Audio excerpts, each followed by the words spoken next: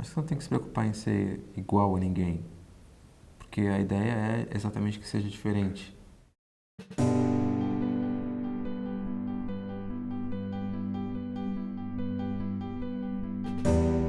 Todo mundo olha para o sexo oposto de uma forma diferente e de repente você se pega estranhando porque você olha para o sexo oposto e continua tudo igual e de repente você olha para o mesmo sexo e alguma coisa você sente que está diferente. É uma coisa muito difícil de entender.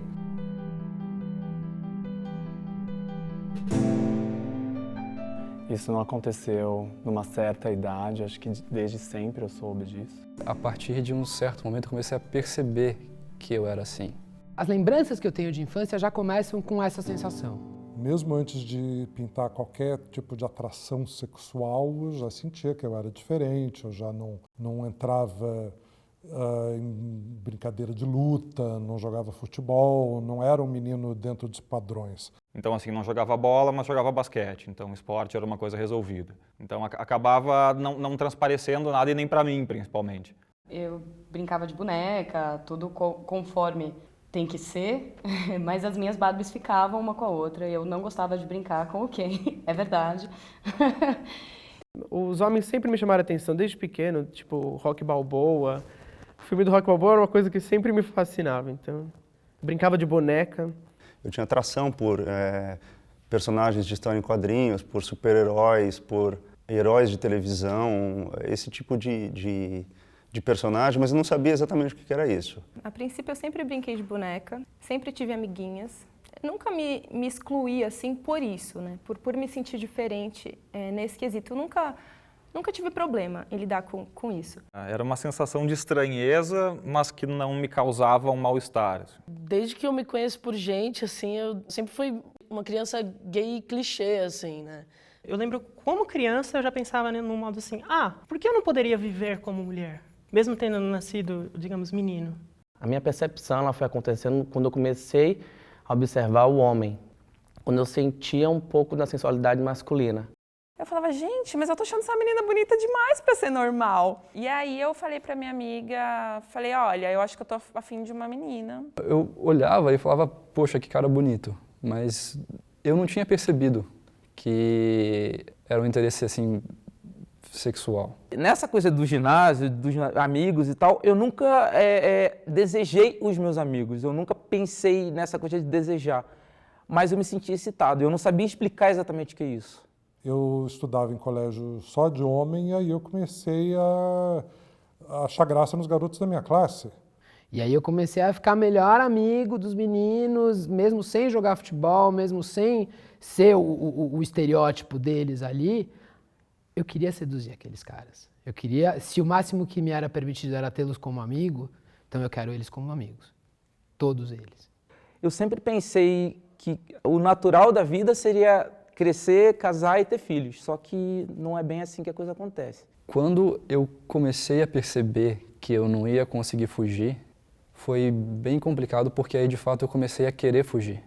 Se for isso mesmo que eu tô pensando, se eu realmente for gay, eu vou querer morrer com isso. Eu posso não ter namorada, mas eu também nunca vou ter namorado, eu nunca vou ficar com menino, eu nunca vou dar esse... Eu pensava assim, eu nunca vou dar esse desgosto pros meus pais, entendeu? Começou aí, tipo, a maior luta que eu já travei na minha vida contra alguma coisa, que era de não, eu não sou, eu não quero, se eu não quiser com muita força, não vai rolar. Eu tinha medo de ser julgada por Deus também, assim.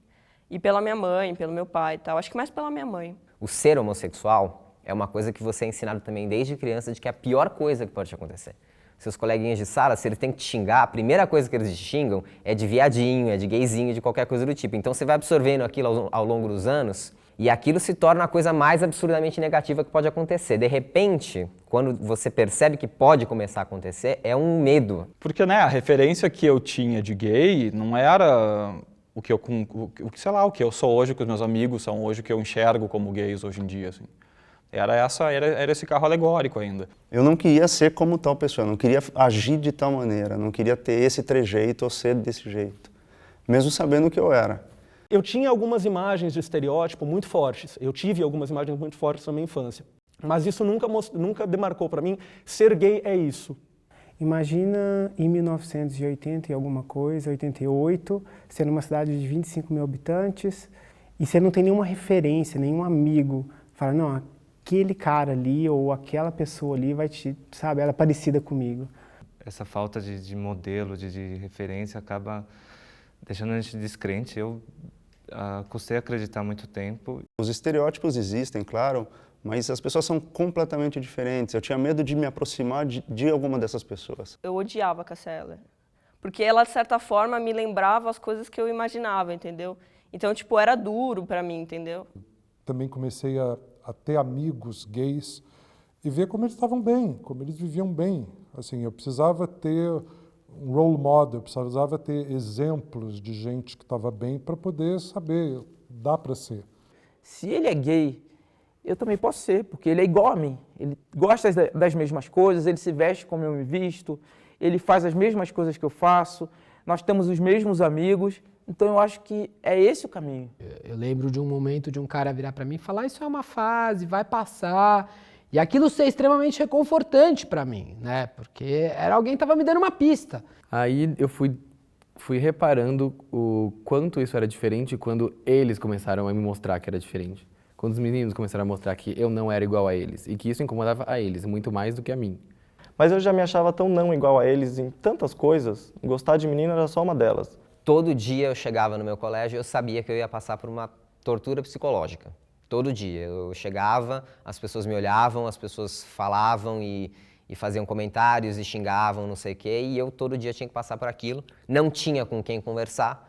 Eu tive que passar muito tempo sozinho, fugia de muito bullying que acontecia pela escola. E para evitar constrangimento, não só para mim, mas para as outras pessoas que estivessem ao meu redor, eu também fugia. Eu ficava meio isolada, na verdade, né? Porque eu não fazia parte nem do grupo das meninas, porque eu não fazia as mesmas coisas que elas, e nem do grupo deles, porque eu não era um menino, na verdade. Sempre me vi como uma menina, desde criança. Mas eu percebi logo que não era bem assim que as coisas funcionavam.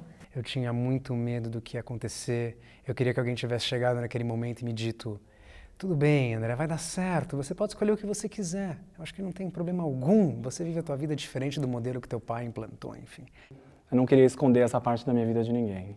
Então achei melhor que contasse para todo mundo, começando pela minha família, por piores que fossem as consequências. Na verdade, eu demorei mais tempo do que eu gostaria para contar para os meus pais. Em função do ambiente, na verdade, eu tinha um medo muito grande da aceitação do meu pai, especificamente. Era meio personificado nele. Depois de muito tempo depois, eu fui descobrir o tanto que eu estava sendo injusto com ele. Porque quando ele descobriu, foi ok. Mas na época, o maior medo que eu tinha era o meu pai, eram os amigos do meu pai. Eu imaginava que eu teria grandíssimos problemas com minha família, que talvez deixassem de me amar. A minha mãe perguntou pra mim, e aí eu falei não, eu sou lésbica e tal, e aí ela foi um caos, assim. Bom, minha mãe ficou chorando durante uns 4 meses. Ela fazia qualquer coisa, ela olhava pra mim e ela chorava. Eu tinha que dizer para onde eu estava indo, com quem eu estava indo, que horas eu ia voltar. Passou a ter uma crise cada vez que eu saía de casa, porque eles sabiam que eu era gay. Você não é mais o mesmo, você mudou, quero ver seu boletim. Aí eu entendi que tudo aquilo que eu tinha construído até hoje não era mais nada. Aí eu falei, mãe, é porque eu sou gay? Os pais acabam sabendo sempre, né? Não tem como esconder isso, na verdade. Chegou num momento, um pouco antes dos 26 anos, que a minha mãe me deu uma jogada na parede e falou, você tem um problema que você não fala qual é, e eu sou sua mãe e eu tenho que saber. Por pura pressão, eu acabei contando. E um dia ela chegou para mim e falou, eu sinto que você tem alguma coisa para me dizer. Eu até sei o que é, mas eu acho importante que você diga com as suas palavras. Eu falei, meu, que mãe do caralho que eu tenho. Olha que mãe sensacional. Eu falei, pois é, mãe, eu sou gay. Ela, bum, quase desmaiou.